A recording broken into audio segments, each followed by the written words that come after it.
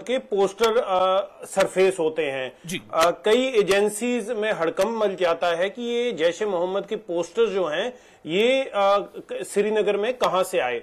उसके बाद क्या होता है कि पुलिस इन्वेस्टिगेशन करती है, उस इलाके के सीसीटीवी खंगाले जाते हैं, जो बाकी वहां से डेटा है उसे कलेक्ट किया जाता है जी। और उसके तार जो हैं सीसीटीवी फुटेज में दिख रहा है कि एक डॉक्टर आदिल जो है, जिसका कोई पुराना टेरर रिकॉर्ड नहीं है, जो एक नॉर्मल डॉक्टर की तरह जिंदगी जी रहा है, वो ये पोस्टर लगाते हुए नजर आता है। उसके बाद इसका टेक्निकल सर्वेलांस किया जाता है, ये डॉक्टर आदिल कहां पर है।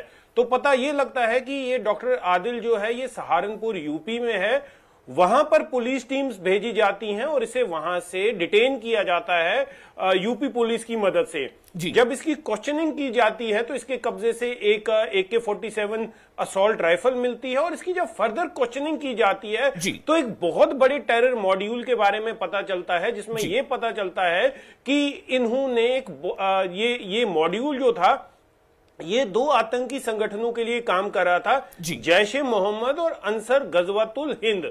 इनका मकसद ये था कि पूरे देश में अलग अलग जगहों पर अटैक किए जाएं, कोऑर्डिनेटेड अटैक किए जाएं। आप देखिए कोई एक अटैक नहीं, कोऑर्डिनेटेड अटैक किए जाएं अलग अलग शहरों में, जिससे जो सिक्योरिटी एपरेटस है उसमें एक हड़कंप मच जाए कि इतने अटैक कैसे हो रहे हैं। इसीलिए लगभग 2900 किलोग्राम, देखिए विशाल, ये जो क्वांटिटी है कोई छोटी क्वांटिटी नहीं है, 2900 किलोग्राम एक्सप्लोजिव, जिसमें अमोनियम नाइट्रेट, जिसमें ज्वलनशील पदार्थ, जिसमें इलेक्ट्रॉनिक डिवाइसेस जो हैं इन बॉम्ब्स को विस्फोट करने के लिए। देखिए प्लान ये था कि आईडीज बनाई जाएं और अलग अलग इलाकों में इन्हें लगा के इनसे विस्फोट किया जाए। लेकिन जब डॉक्टर आदिल पकड़ा जाता है, ये भांडा जब फूटता है, तो जम्मू कश्मीर पुलिस के director general of police Nalin Prabhat एक मीटिंग लेते हैं सारे डिस्ट्रिक्ट्स के एसएसपीज के साथ। हालांकि जब वो मीटिंग के बारे में मीडिया को या लोगों को ये बताया जाता है, ये एक नॉर्मल सिक्योरिटी रिव्यू मीटिंग थी, लेकिन उस रिव्यू मीटिंग में director general of police Nalin Prabhat clear instruction देते हैं कि इस ऑपरेशन को किस तरह से अंजाम देना है, किस तरह से इसे क्लैंडस्टाइनली अंजाम देना है कि कानों कान भनक ना लगे, कोई खबर लीक ना हो, ताकि ये जो आतंकी मॉड्यूल है ये कहीं अलर्ट ना हो जाए। उसके बाद अलग अलग जो स्टेट्स हैं जैसे गुजरात, हरियाणा, यूपी, वहां के पुलिस चीफ्स को कांटेक्ट किया जाता है, उन्हें कॉन्फिडेंस में लिया जाता है और वहां पर भी ये आमतौर पे खबर नहीं दी जाती। वहां से भी स्पेशल टीम्स के लिए रिक्वेस्ट की जाती है कि हमें स्पेशल टीम साथ में दीजिए। देखिए जब जम्मू कश्मीर पुलिस किसी और स्टेट में जाके ऑपरेट करती है तो उन्हें उस स्टेट की पुलिस के साथ लेकर वो ऑपरेशन निभाना पड़ता है। तो उन स्टेट्स की पुलिस से बात की गई, इसमें हरियाणा फरीदाबाद पुलिस को साथ लिया गया, स्पेशल जो उनकी टीम्स है एंटी टेरर स्क्वाड उसको साथ लिया गया और ये जो रेड्स की गई, आप देखिए इस रेड में जो सुबह जब पुलिस से जानकारी आई थी कि 7 लोग पकड़े गए हैं, अभी का अपडेट ये है कि इसमें 8 लोग पकड़े गए हैं। इसमें ये जो एक फीमेल डॉक्टर है उसे भी पकड़ा गया है, उसे भी अरेस्ट किया गया है। ये वही फीमेल डॉक्टर है जिसकी गाड़ी का इस्तेमाल किया गया था वेपन और एम्युनिशन को ट्रांसफर करने के लिए, उसी की गाड़ी से ये AK-47 असॉल्ट राइफल मिली है। तो इतनी भारी मात्रा में एक्सप्लोजिव्स, आर्म्स एंड एम्युनिशन मिलना ये साफ दर्शाता है कि ये भारत के विरुद्ध एक जंग लड़ने की जो साजिश है इन आतंकवादियों द्वारा, उसका एक बड़ा भांडा जो है वो फोड़ा गया है। जी बिल्कुल बिल्कुल, आपने बहुत डिटेल में तमाम बातें और संक्षेप में भी रखी है और डिटेल में भी बताया कि कैसे कुछ हुआ है। और मुझे ऐसा लगता है कि मैं फिर आपके पास आता हूं तजिंदर जी, मुझे लगता है कि अभी इसमें और बहुत कुछ ऐसी चीजें जो अभी सामने आना बाकी हैं। हमारे जो बाकी पैनलिस्ट जुड़ चुके हैं मैं उनके पास भी जरा जाऊंगा कि उनका क्या रिएक्शन है, क्या सब वो बात करना चाहते हैं। तो आसिफ शाह जुड़ चुके हैं, सीनियर लीडर PDP के, और हमारे साथ ब्रिगेडियर धीमान भी है। ब्रिगेडियर धीमान, मैं आपके पास आना चाहता हूं कि ये अंतरराज्यीय, अभी तक ऐसा लग रहा था कि जम्मू कश्मीर में कुछ चीजें ऐसी हो रही हैं, जम्मू कश्मीर की कभी जम्मू डिवीजन में, कभी कश्मीर डिवीजन में, लेकिन अभी देखिए ये मामला जो है फरीदाबाद भी पहुंच रहा है, ये सहारनपुर भी पहुंच रहा है। आप क्या कहेंगे इस पर कि कितनी ये बड़ी तैयारी थी, और अगर ये अपनी तैयारी में कहीं ना कहीं वो कामयाब हो जाती तो बहुत बहुत बड़ा एक नुकसान हो सकता था। जैसे बता रहे हैं कि इतना हाई क्वांटिटी में जो एक्सप्लोसिव बरामद हुए हैं और इस तरह से जो व्हाइट कॉलर लोग जो है सामने आ रहे हैं, उनकी एक के बाद एक निशानदेही भी हो रही है, गिरफ्तारी भी हो रही है। देखिए, जहां तक इस पर्टिकुलर चीज का सवाल है, मैं पहले भी कॉल भी आपको बताया था कि जो पहलगाम आतंकी हमले के बाद जो हमारी स्टेटेड रेड लाइंस हैं पाकिस्तान के टेरर एक्सपोर्ट्स के बारे में, वो बहुत क्लियर है। हमने बोल दिया है कि अगर उन्होंने कुछ किया तो we will react in a disproportionate manner terrorist के ऊपर, टेररिस्ट के ठिकानों के ऊपर और टेररिस्ट के आकाओं के ऊपर। आकाओं मतलब आईएसआई और पाकिस्तानी आर्मी चीफ, उनको हम छोड़ेंगे नहीं। परंतु एट द सेम टाइम हमने ये भी बोल देखा है कि जो हमारे अंदर उनकी तरफ से इन्फिल्ट्रेशन बिड्स हैं या अपने स्लीपर सेल्स को अवेकन करने के बिड्स हैं, उनको भी हमने पूरी तरीके से एड्रेस हम कर रहे हैं। हमारी इंटेलिजेंस एजेंसीज कर रही हैं। और ये जो खुलासा हुआ है, जो धरपकड़ हुई है, ये एक बहुत बड़ा सक्सेस सिग्नल है। ये उनकी तरफ से कोई टेरर अटैक नहीं हुआ जिसके बाद हमने रिएक्ट किया है, ये प्रोएक्टिव है। तो इसका मतलब हमारा जो तंत्र है वो एक बहुत ही कोऑर्डिनेटेड तरीके से काम कर रहा है। और क्योंकि ये एमएचए के अंडर आ रहा है, तो इसमें खाली जम्मू कश्मीर नहीं, जब बाकी स्टेट्स की पुलिस जैसे कि गुजरात, राजस्थान, हरियाणा, यूपी, ये सब भी साथ ही साथ एक ही पेज पे हैं। यानी कि we as India are on one page against terrorism. Pakistan की तरफ से जो टेरर एक्सपोर्ट हो रहा है उस पर भारत का हर तबका उसके अगेंस्ट है और उसको निस्ते नाबूद करने पे उतारू है। तो इस तरीके के जो मोदी जी की गवर्नमेंट की जो इस तरीके की जो पहल है, इस किस्म की जो मुहिम है जो होम मिनिस्ट्री की तरफ से चलाई जा रही है, आई एम श्योर एक जल्दी समय आ जाएगा, स्पेशली जम्मू कश्मीर के वासियों के लिए, कि उनको सिर्फ प्रॉस्पेरिटी और पीस ही उनके लिए ऑप्शन बचेगी। ये जो दहशतगर्दी, जो उनके लिए जो दूसरी डिस्ट्रप्शंस होती हैं, ये सब बंद हो जाएंगी और उन मासूम लोगों का खून बहना बंद हो जाएगा और पाकिस्तान भी इससे सबक सीखेगा। ठीक है, ये तो आपने सही कहा कि इसमें जो है बहुत ज्यादा प्रोएक्टिवली और बहुत ही कोऑर्डिनेटेड एफर्ट है, जिसके नतीजे में ये इतनी बड़ी कामयाबी पुलिस को या जो सुरक्षा एजेंसीज है उनके हाथ लगी है। तौसीफ शाह हमारे साथ मौजूद हैं। तौसीफ, मैं आपके पास आना चाहता हूं, ये इसको कैसे देखा जाए? ये इस तरह से इंटरलिंक्ड, यानी जम्मू कश्मीर, सहारनपुर यूपी, फरीदाबाद हरियाणा, और इसमें डॉक्टर्स जो है वो इसमें मुलविस पाए जा रहे हैं, ये क्या बता रहा है? मतलब ये वाकई जैसा अभी एलजी मनोज सिन्हा साहब कह रहे थे कि इस तरह से जितने भी, चाहे वो स्लीपर सेल हो, चाहे व्हाइट कॉलर हो, जो अभी अगर सरकारी तंत्र में भी कहीं भी अगर है, उनके खिलाफ एक्शन होता ही रहेगा। तो क्या ये वाकई उसी का एक बड़ा चैप्टर आप देख पा रहे हैं इसे, तौसीफ? जी जी जी, देखिए वासव साहब, मैं आपसे सिर्फ सीधा दो बातें करना चाहता हूँ कि as a nation we should be against the terrorism, so we are against the terrorism, but we also know कि हम ये भी जानते हैं कि यहाँ पर जो हमारा पुलवामा अटैक हुआ था, आज अप्रॉक्सिमेटली 6-7 साल होने को आ रहे हैं। 2017 में पुलवामा अटैक हुआ था, तो आज से तब तक 5 और 3 अप्रॉक्सिमेटली मानिए आपने 8 साल हो गए, तो अभी भी 8 साल में उसका रिपोर्ट नहीं आ रहा है कि ये जो 350 जो इतना किलो RDX पुलवामा में आया था और उसके बाद वहां तक पहुंचा जहां पर ये कन्वाई चल रही थी, वहां ब्लास्ट हुआ। तो मैं ये सवाल कर रहा हूं कि अगर हमारे पास वो रिपोर्ट अभी तक नहीं है, ये रिपोर्ट तो इन्होंने दे दिया कि वहां पर हमने 200 किलोग्राम या 100 किलोग्राम का जितना भी RDX गन्स वगैरह पकड़ी, तो बट मेरा इसमें एक ही अप्रीहेंशन है कि मैं ये आपको बताना चाहता हूं कि आपके सामने बिटा कराटे है, जिस बिटा कराटे ने एक्सेप्ट किया है कि उसने पंडितों को मारा है और गवर्नमेंट ऑफ इंडिया ने उसे दामाद बना के जेल में रखा है, तो उसे फांसी दी जा रही है। अभी इस मौजू से कैसे इससे ये कैसे मिल रहा है? अभी मैं आपको बता तौसीफ साहब आपको बता रहा हूँ जी ये बिल्कुल सीधा लग रहा है कि ये जो भी है, ये सारी बिहार के इलेक्शन की तैयारी हो रही है। ये बिहार में जैसे भी इनको ये चाहते हैं कि वहां पर जैसे भी इन्होंने बहुत सारे वोटर जमा करे थे, जो राहुल गांधी आप इसे सियासी एंगल से ही देखेंगे, आप इसमें ये नहीं देख सकते किसमें क्या कुछ हुआ है और कितनी बड़ी कामयाबी है सुरक्षा एजेंसियों की या पुलिस के हमारे।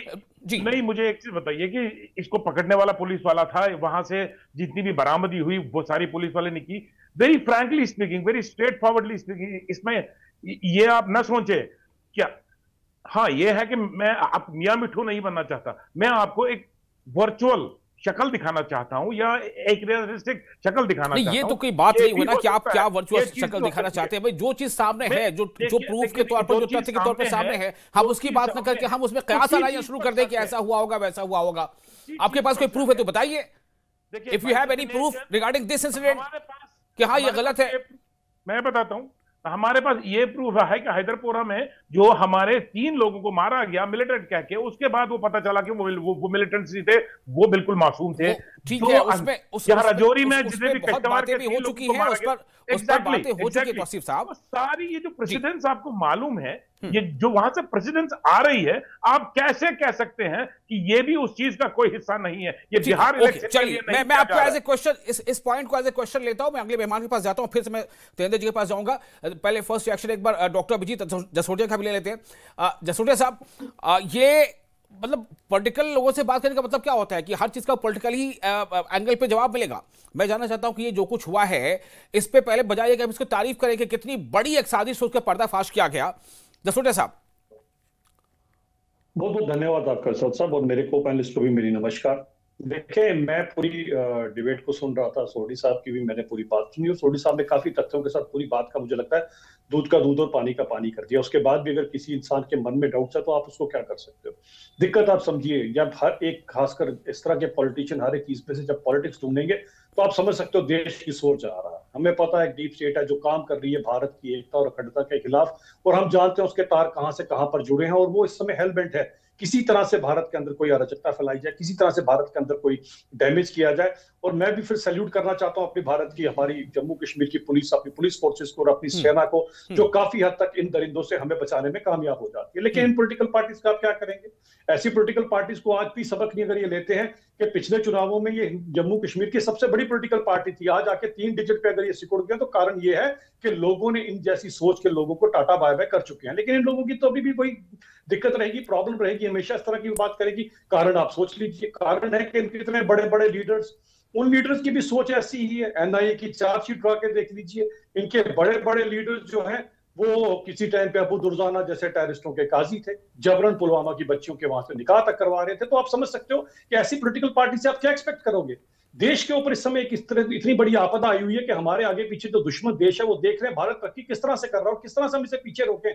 और जितनी भी डीप स्टेट पूरी इन्वेस्टमेंट हिंदुस्तान, अभी हमने हाल में बाइसरन में देखा, बाइसरन में क्या कुछ हुआ। अगर हर चीज पे हम शक कर लगे, बाइसरन में क्या कुछ हुआ, इतनी कीमती जाने देश के लोगों की गई है, 26 लोगों की जानेंगे, उसके बाद पूरा ऑपरेशन सिंदूर हमारे सामने है। जी जसोटिया साहब, बिल्कुल सही बात है। आप देखें ना, जब हमारे पास बाइसन का भी इंसिडेंस हुआ था, उससे पहले कश्मीर में नीर रिपोर्ट अमन सुकून जो है लौट चुका था, करोड़ों के हिसाब से सैलानी आ रहे थे, हर चीज ठीक होने जा रही थी। तो इसी पाकिस्तान ने क्या किया, बाइसन जैसा इंसिडेंस कर दिया। लेकिन आज पाकिस्तान को यह भी पता लग गया कि ये वो पुरानी सरकारें नहीं है, ये 22 मिनट में पाकिस्तान जैसे रादर ये नापाक मुल्क, जिसे मैं कहता हूँ आतंकवादियों का मुल्क जो है, इसे इसके घुटनों पर ला के रख सकता है। अब डायरेक्ट वारफेयर में भी हम नहीं जीत सकते हैं, इसीलिए जो उनकी पुरानी स्ट्रेटेजी थी, जिसके वो स्ट्रेटेजी के ऊपर चलते हुए फिर से कुछ इस तरह फैलाने की कोशिश कर रहे हैं। लेकिन एक बात मैं आपको बताना चाहता हूं कि जिस तरह से हमारी एजेंसीज, हमारी सिक्योरिटी फोर्सेस, हमारी सेना काम कर रही है, इन लोगों के जितने इस तरह के षड्यंत्र है उन्हें हमेशा निस्तो नाबूद किया जाएगा। ठीक है, ब्रिगेडियर धीमान, एक छोटा सा सवाल आपसे करना चाहूंगा कि जैसे अभी आपने जिक्र किया था कि भारत की तरफ से बहुत साफ कह दिया गया था कि अगर ऐसा कोई भी कार्य आगे हुआ तो उसे एक्ट ऑफ वॉर माना जाएगा। इसको किस तरह से देखा जाए? अभी उसको उस लेवल पर नहीं रखा जाना चाहिए। अभी ये इंटरनल हमारा मामला है, क्या अगर इसमें हमें कोई स्ट्रॉन्ग लिंक एक्सटर्नल ये एस्टैब्लिश होगा, क्या इसका हम इंतजार करेंगे? अगर वो एस्टैब्लिश होता है कि एक्सटर्नल कोई लिंक इसमें है स्ट्रांगली, जैसा कि कुछ तंजीमों का नाम बताता आया है, इसमें जैश मोहम्मद का नाम आ गया है या अंसार गज़वतुल हिंद का नाम आ गया है, तो अभी ये किस लेवल पे जाएगा? ये इसको हम इंटरनल अभी इशू देखें या फिर ये देखें कि क्रॉस बॉर्डर जो है फिर से कहीं ना कहीं उस पैटर्न पे ये मामला था जैसा बाइसरन में हुआ है?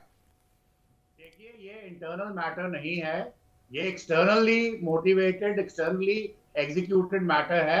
और ये एक स्ट्रेटजी है कि अगर हमने बोला था कि पाकिस्तान के ऊपर हम बिल्कुल भरोसा नहीं कर सकते, या पाकिस्तान के जो आईएसआई या उनके आर्मी के लोग हैं उनके ऊपर हम भरोसा नहीं कर सकते, वो कुछ ना कुछ करने की जरूर कोशिश करेंगे। और जब हमने अपनी रेड लाइंस बयान कर दी हैं, तो हम उनके अगेंस्ट भी अपनी कार्रवाई के लिए पूरी तरह से तत्पर हैं और उसके होते चलते बना है। अभी ये आज ये हादसा हुआ है, जो धरपकड़ हुई है, अब इसमें इन्वेस्टिगेशन होगी। जो थोड़ी बहुत जो मिले हैं सुराग, वो यही पॉइंट आउट करते हैं। परंतु जैसे कि हमारे कुछ पॉलिटिकल प्रवक्ता यहाँ चाहते हैं कि सब कुछ उनको बताया जाए, तो let me tell you, everything is not to be told. There are lot of things which have to be kept confidential for the security matters. हर चीज बताई नहीं जाती है, इसलिए हर चीज को पूछने की जरूरत भी नहीं होनी चाहिए। अगर आप देशभक्त हैं मुझे नहीं पता कि आप हैं कि नहीं हैं। अगर हैं तो ऐसे वाले सवाल उठाना एक बेवकूफी है और ये एक एंटी नेशनल एक्ट है और जो देश की सिक्योरिटी के खिलाफ है। हाँ, आप पॉलिटिशियंस हैं, आप बिहार इलेक्शन में जोड़ना चाहते हैं, जोड़िए, उसकी कोई प्रॉब्लम नहीं है हमको, परंतु ऐसी कोई बात मत करिए जो डायरेक्टली जो हमारी देश की सिक्योरिटी फोर्सेस है, जम्मू कश्मीर पुलिस है, एसओजी है, इंटेलिजेंस एजेंसीज है, आरआर है, आर्मी है, जो इनके मोराल के ऊपर इफेक्ट करती हो। बाकी इट्स ओके, अपने टेलीविजन में बैठ के अपने बड़े बड़े नेताओं को आप खुश करना चाहते हैं, आप अपनी जगह बनाना चाहते हैं पार्टी के अंदर, but that should not be at the cost of the national security. बाकी अगर आप पार्टी की भी बात करें तो आपके बहुत सारे बयान जो पिछले 5, 6, 8 साल से आए हैं, उनको हम यहाँ बैठ के सारा दिन बता देंगे, तो सारा दूध का दूध पानी का पानी हो जाएगा, क्लियर हो जाएगा कि आपकी मंशा क्या है। तो इसलिए इस चीज को मत पूछिए। ठीक है, तेंदर जी, कुछ जो क्वेश्चंस उठाए हैं तौसीफ शाह ने वो, और मुझे ऐसा लगता है कि क्या अभी वक्त ऐसा है कि थोड़ा सा हमें इसमें, जैसा अभी धीमान साहब ने कहा कि कुछ चीज़ें कॉन्फिडेंशियल रहती हैं, इसको आप किस तरह से देख रहे हैं? जिस तरह से ये लगातार काफ़ी एक्सपैंड होता जा रहा है और एक के बाद एक कई नाम इससे जुड़ते जा रहे हैं, ये मामला जम्मू कश्मीर से फिर देखिए फरीदाबाद तक मामला जुड़ गया, सहारनपुर का मामला जुड़ गया, क्या ये एक किसी बहुत बड़े प्लॉट का हिस्सा था? क्या प्लॉट का वो पूरा अनर्थ हो चुका है, पर्दाफाश हो चुका है, जैसे कुछ इसमें अभी आप देख रहे हैं कुछ बाकी है, क्या लग क्या रहा है?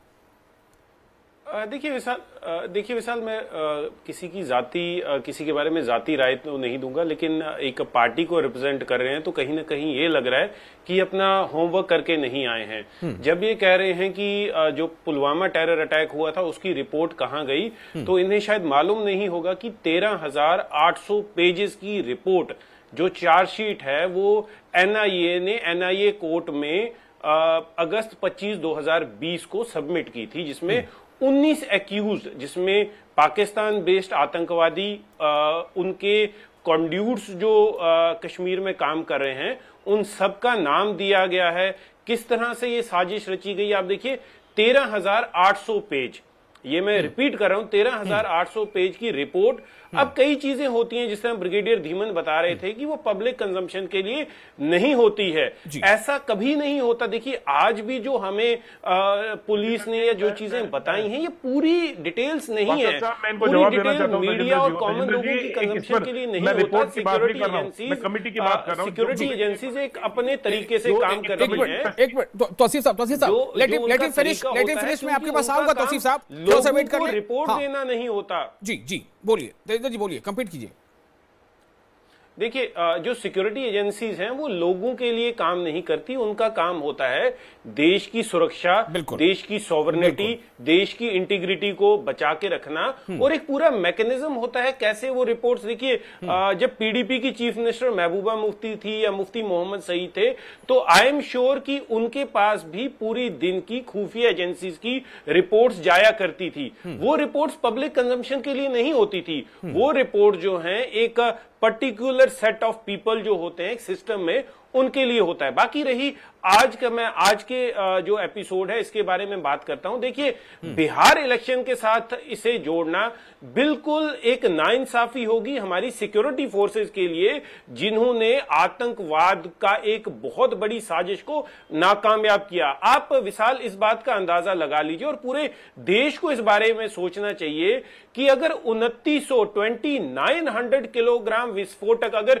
100 किलो के भी आईडीज बनाए जाते तो 29 जगहों पे देश में विस्फोट कराने की साजिश थी। अगर 50 किलो के भी आईडीज बनाए जाते तो आप देख लीजिए 50 से ऊपर जगहों पर, लगभग 58 जगहों पर विस्फोट कराने की साजिश थी, कितने लोग मर जाते। तो तब अपोजिशन वाले ये कहते कि नहीं जी ये तो बिहार इलेक्शन के लिए किया गया है। नहीं, सिक्योरिटी एजेंसीज को पूरा क्रेडिट जाता है, क्योंकि ये कोई ऐसा तो हुआ नहीं कि रात को पुलिस वाले सोए और सुबह उठे और ये डिसाइड कर लिया आओ जी आज चल के रेड करते हैं। इसका मैं जैसे आपको पहले डिटेल बता रहा था, इसके तार जो है 19 अक्टूबर को ही जुड़ना शुरू हो गए थे, जब डॉक्टर आदिल सीसीटीवी कैमराज में कैद हुआ जैशे मोहम्मद के पोस्टर्स लगाते हुए। आप देख लीजिए कश्मीर में पाकिस्तानी आतंकवादियों ने 1 लाख से ऊपर कश्मीरियों को कब्र में सुलाया हुआ है। और अगर कोई एक आधा इंसान कोलैटरल डैमेज, देखिए किसी भी कोलैटरल डैमेज की निंदा की जाती है, वो मारे जाते हैं, लेकिन भारत सरकार, जम्मू कश्मीर पुलिस, जम्मू कश्मीर प्रशासन उसकी पूरी इन्वेस्टिगेशन करता है और कितने ऑफिसर्स पे आज तक एक्शन ले लिया गया है कि अगर किसी बेगुनाह की मौत हो जाती है। लेकिन अफसोस की बात यह है कि कश्मीर बेस्ड पॉलिटिकल पार्टीज उन 1 लाख कश्मीरी जो पाकिस्तान की गोली से मारे गए, जो अभी हाल ही में जब ऑपरेशन सिंदूर के टाइम पे पाकिस्तान ने पुंछ रजौरी के बेगुनाह लोगों को टारगेट किया, उनके बारे में कोई कुछ नहीं कहेगा। कश्मीर बेस्ड पॉलिटिकल पार्टीज उनके बारे में कुछ नहीं कहेंगे। लेकिन हां, जब आतंकवादी पकड़े जाते हैं, वो आतंकवादी जो देश में आतंकी घटनाओं को अंजाम देने की साजिश रच रहे थे, तो तब उसे इलेक्शंस के साथ जोड़ा जाता है, तब उसे पॉलिटिकल माइलेज के साथ जोड़ा जाता है। और यही जो है ये बयान फिर पाकिस्तान का मीडिया, देश विरोधी ताकतें भारत के अगेंस्ट इस्तेमाल करती हैं। देख लीजिए, आपके तो अपने पॉलिटिशियन ये कह रहे हैं। तो हमें, विशाल, मैं एक चीज ऐड करना चाहूंगा। मेरे देखिए, as not as a journalist but as a citizen, हमारा इस वक्त जो हमारी एक्सपेक्टेशन है कि हम अपने सिक्योरिटी फोर्सेस के साथ खड़े हों, कंधे से कंधा मिला के, जब वो अपनी जान पे खेल के देश को देश के दुश्मनों से बचाते हैं। जी देखिए, अगर ये विस्फोट हो जाता, हो सकता है कि हमारे कश्मीरी जो यूपी में, दिल्ली में, बिहार में काम कर रहे हैं, वो भी तो इसमें मारे जाते। तो क्या हम उनकी जान जो हमारी सिक्योरिटी फोर्सेस ने बचाई है, क्या हम उसको अप्रिशिएट नहीं करेंगे? बिल्कुल। मैं तौसीफ आपके पास फिर से आना चाहता हूं। मेरा सवाल सिर्फ यही है कि देखिए, ठीक है, आप एक पॉलिटिकल पार्टी से बिलोंग करते हैं, इसमें कुछ आपकी एक पहलू, एक सोच हो सकती है। कि मेरा सवाल आपका सीधा सीधा यह है कि पहले बजाय ये कि हम अपने सिक्योरिटी एजेंसीज की जो इन्वेस्टिगेशंस हुई हैं, जो उन्होंने कार्रवाई की है, उस पर हम उसे भरोसा क्यों ना करें? आखिर अभी जो तजिंदर जी ने कहा है कि अगर इसमें मान लीजिए कल होकर विस्फोट हो जाता, बैसरा में जब हो गया, उसके बाद सवाल उठे कि नहीं उठे? और ये सवाल उठा कि नहीं कि क्या करती है सिक्योरिटी एजेंसीज? ये सवाल उठा कि नहीं उठा कि भाई हमारा सिक्योरिटी फेलियर है? तो अभी अगर सिक्योरिटी एजेंसीज या पुलिस वाले काम कर रहे हैं, वो तो हम उस पर तुरंत शक क्यों करें? वासल साहब, मैं सिक्योरिटी एजेंसीज के काम पर शक नहीं कर रहा हूं। मैं सिक्योरिटी एजेंसीज है, मॉड्यूल एक बस्ट किया है, सिक्योरिटी एजेंसीज को एक टिप दी गई, सिक्योरिटी एजेंसीज को एक टिप दी गई, उन्होंने सही तरीके से अपना काम किया। मैं ये नहीं कह रहा हूं कि सिक्योरिटी, मैं ये नहीं कह रहा हूं कि ये सिक्योरिटी एजेंसीज ने प्लांट किया है, मैं ये नहीं कह रहा हूं कि ये सिक्योरिटी एजेंसीज ने किया है। मैं ये कह रहा हूं कि yes, they have done their job very well and very right, but मैं ये कह रहा हूं ये आप देखिए कि ये इन द लार्जेस्ट पर्सपेक्टिव अगर देखा जाए, मैं दोबारा एक बार फिर रिपीट करूंगा, मैं सिक्योरिटी पर बात नहीं कर रहा हूं, मैं इसका पॉलिटिकल एंगल देख रहा हूं। जैसे तजिंदर जी ने बोला कि ये सीनियर एडिटर होने के बावजूद इन्हें ये नहीं पता है कि बार बार हमने बोला है कि जितने भी लोग जंग में मरे हैं, जितने भी पाकिस्तान की गोलियों से जितने भी कश्मीरी मरे हैं, वो वाहिद महबूबा मुफ्ती है जो उनके घर तक पहुंची है, जिसने उनके लिए बातें की हैं। जो जितने भी फौजी जम्मू कश्मीर में जो इंडियन आर्मी में सर्व करते हैं, वहां जो मरे हैं, वहां तक पहुंचे हैं। और अभी तो आप उस कोलैटरल डैमेज की बात कर रहे थे, उसका जिक्र कर रहे थे। अभी तो आप जिक्र कर रहे थे उस कोलैटरल डैमेज का, जिसकी बात हुई कि कोलैटरल डैमेज कई बार हो जाता है। किसी को पकड़े, This seems to be very मैं ये नहीं कह रहा हूं, ये इनका अपना पर्सपेक्टिव हो सकता है, मैं इन पर उंगली नहीं उठा रहा हूं, इनका अपना पर्सपेक्टिव हो सकता है, मैं उसको एक्सेप्ट करता हूं and I respect his perspective, जो भी होगा इनका पर्सपेक्टिव। बट मैं ये बोलना चाहता हूं कि इसके पीछे आप एक सियासत देखें। वो आपका काम है, आप देखें सियासत, वो आपका काम है, वो सियासत आप देखें, और सियासी पार्टियां ये करती हैं। और मैं ये कह रहा हूं कि बायसरन में जो कुछ हुआ था, तो उसके बाद क्या वर्डिक्ट था? तमाम पार्टियां क्या कह रही थी? सबको यही सवाल उठा रहा था कि वो सिक्योरिटी एजेंसीज क्या कर रही थी, सुरक्षा में तैनात लोग जवान थे, वो क्या कर रहे थे? सवाल तब यही उठ रहा था। चलिए, आपकी सिक्योरिटी एजेंसीज ने रिपोर्ट किया है। अब वक्त हमारे पास कम है, I'm sorry, जिसको 15 दिन पहले उठाया गया था। तौसीफ साहब, जसोटिया साहब, बहुत कम वक्त रह गया है, 10 सेकंड में कुछ आप उसको वाइंड अप करें। जसोटिया जी, मैं चाहता हूं कि क्या आपका फाइनल कमेंट क्या होगा, ये बताएं, फिर मैं उसको कंक्लूड करूंगा। जी, फाइनल कमेंट मुझे ये कहना है कि एक मुझे शेर याद आ गया कि तुझे इस बाजार का दस्तूर मैं बता नहीं सकता, बिक गया जो खुद खरीदार वो हो नहीं सकता। तो ऐसे लोगों के बारे में आप और क्या बोल सकते हैं? ठीक है, हम इस स्टेप पे बात कर रहे हैं, अब छोड़िए, वो सबका अपना अपना पर्सपेक्टिव है। वो जो सवाल उठा रहे हैं, धीमान साहब, मैं ये जानना चाहता हूं कि आगे क्या अभी देख पा रहे हैं आप? क्या हमने जो कार्रवाई जो सिक्योरिटी एजेंसी से की है, ये अभी something more to be done क्या है? धीमान साहब, ऐसा है कि एक मिलिट्री ऑपरेशन था जो सब सिक्योरिटी फोर्सेस ने ज्वाइंटली किया है। इसके अंदर कोई पॉलिटिक्स इन्वॉल्व नहीं है। पॉलिटिकल एंगल ढूंढना, अगर बिहार इलेक्शन नहीं होती तो क्या ये इवेंट नहीं होता? ये पॉलिटिकल एंगल ढूंढना बहुत गलत है।